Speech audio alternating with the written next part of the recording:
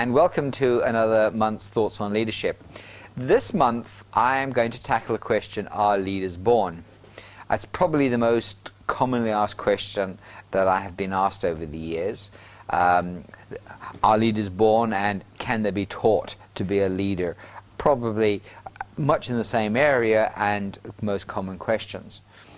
I was given some information yesterday that some statistical research had been done of some sort, which said that of current leaders, 60% of them had been prefects when they were at school.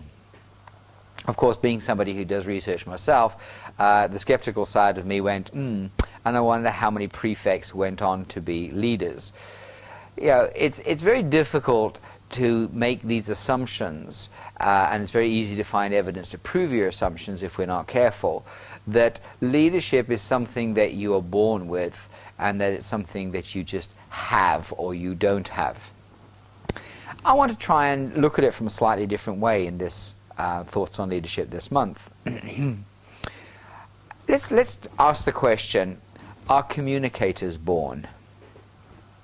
Now there's an interesting spin on it.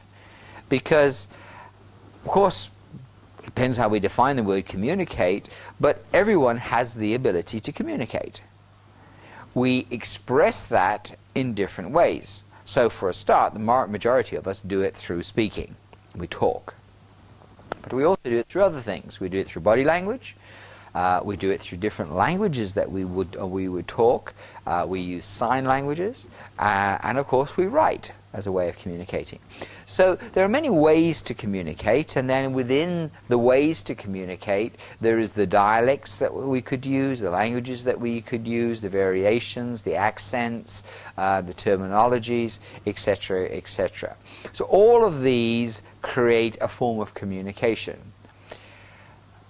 Were we born with the ability to communicate? Yes, everybody's born with the ability to communicate. But how we learn to use that communication is an individual thing. Every one of us learn to do it to a greater or lesser degree, to a wider or narrower degree, depending on who and what we are. Some people learn many languages, for instance. Some people don't. Some people are very rigid in the way they speak. Others are allowed themselves to be very, very flexible in how they speak.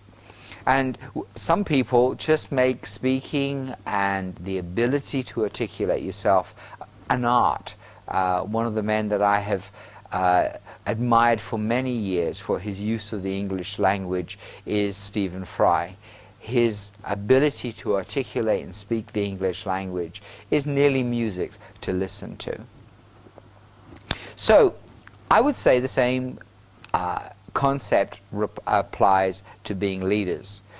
Are leaders born with the ability to lead? I think they are. I think we're all born with the ability to lead. The question is to what level we can take our ability. Because if you think about us all in terms of being leaders, for example, I believe that a mother bringing up a child is the ultimate form of leadership, if you like. That being able to develop your child and rear the child and manage your children is a skill which is in a lot of ways more trying and more taxing than the other form of leadership. I'm sure that if you asked Mother Teresa, she would have denied the fact that she was a leader, but in reality she was a leader for many people. So we tend to think, if we're not careful, of being a leader in terms purely of business positions, whereas in reality being a leader applies across a number of different disciplines. So then that takes us to the question, if everybody is a leader and it's just a matter of discovering to which level you are capable of being able to lead and where your ability to lead applies, then the next question is, well, can leadership be taught? Leadership can be learned, but I question about whether it can be taught. See, that's actually a very powerful statement if you think about it. I can't teach you how to lead. but you can learn how to lead based on information that I share with you. Okay? Think about that for a moment. Your responsibility lies with you in the learning process. The same applies, if you like. Let's go back to the example I was using of a mother and father. Can parenthood be taught? No. Parenthood is something that can be learned. You can learn some information from somebody that has taught you something, but having applied that, that becomes the learning process of taking it and using it. So it's like a language. I can teach you the words of a language. I can teach you how to string some of those words together. But your ability to take those words and sentences and articulate them in a way that other people can understand them, that's something you will learn to do of your own accord. So the ultimate measurement, if you like, is whether people actually understand your language. So if you were learning French, for example, you can learn the words, you can learn how to put sentences together. But the real question is how you can apply all those words and sentences in a way that the person you speak to actually understands what you're saying and appreciates what you say. So let's flip that back over into the concept of being a leader. Somebody can teach you principles, but it's down to you to learn to be able to lead, how to lead. No one's going to teach you how to lead, only you can learn that from yourself. So, in essence, what I'm saying is, every day leaders are born. Every child that is born with the potential of being a leader. Each one of them can learn how to develop that and learn where to apply that ability to lead and in what circumstances they will be able to apply it. Of course, the problem that many have is they learn to apply it and then think they have mastered the skill of being a leader and don't realize that part of the learning is knowing when to pass on their leadership. They can lead to a certain level and no further, and when do you get to the level where you realize, I've done my bit, I've led the team, I've led the organization, I've led whatever it is, now it's my turn to pass on the baton, if you like, to other people. So my questions this month for you are, how good are you at learning to lead? Are you so trapped in what you're doing that you're not actively developing your ability to lead? How are you at structuring your learning? And do you know your preferred learning style so that you can make the best out of your learning and take every opportunity to learn and develop your ability to lead? And finally, as leaders, the question has to be asked, is someone trying to teach you and you're not listening? You know, the best teachers for leaders who are learning how to lead are from the people they are trying to lead.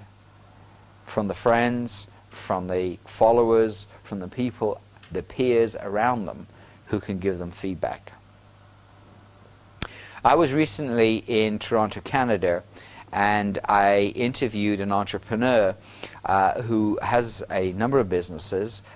Frank Cianciulli is an entrepreneur. He's won awards for his entrepreneurship. His businesses have won awards in terms of being in the top 100 and the top 50 organizations in Canada. So, highly successful man and a very ambitious man. And so, if on this particular thoughts on leadership, I'm going to take an extract out of my interview with Frank and share with it. And so in this particular month's Thoughts on Leadership, I'm going to take an extract of my interview with Frank and share it with you so that you can get to see a little bit of his mindset around this similar sort of subject. I hope the questions have made you think. I hope 2008 is turning out to be a great year for you, and despite what's going on in the world, you're rising to the challenges around you. Thank you for listening, and I wish you all the very best. Bye now.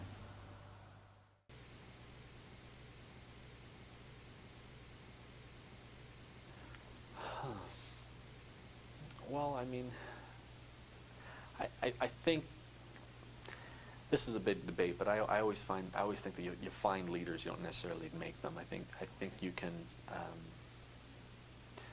I think you can refine somebody who has leadership skills or ability or desires. I think it's more of a desire. But anytime you put a, but I also saying that I think everybody has some leadership in them. It's just they're comfortable in bringing that out in areas that they're passionate about. Yeah. You know. So. I describe it that everybody's a leader. It's finding where their position is to be able to lead. Exactly. Would you agree?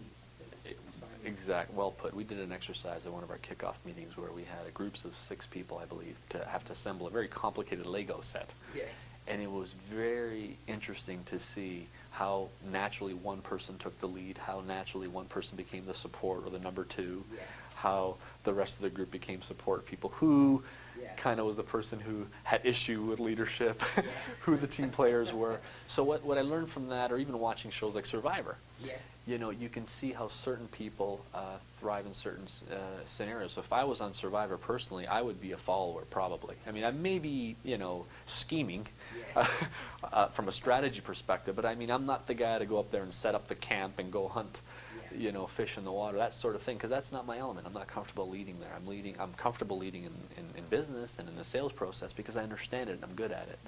So, but in relation to business, as far as what's important is obviously, you know, someone who's confident and someone who's also very humble, no matter how skilled they are, and realizes that they always have something to learn from others. I mean, something that, you know, disturbs me is people who think because they're at a certain level, whether within an organization or financial status, that they think that they can't learn from anyone who's not at that level, or some of them don't even think that they can learn from someone who's even more, who's already walked through the minefield from them. Those people are the most dangerous. Where what I try and teach everybody in the organization, and I try and lead by example myself, is that you can learn from everybody, and that you should always be learning and how to be better. But I mean, I think you got to be empathetic. I think to lead people, you got to be passionate about people. You got to actually like people. Yes. You know, I think there's some people who potentially have some leadership skills and are in business, but just really don't like people, and I think that comes out. And I don't think those people become great leaders. No.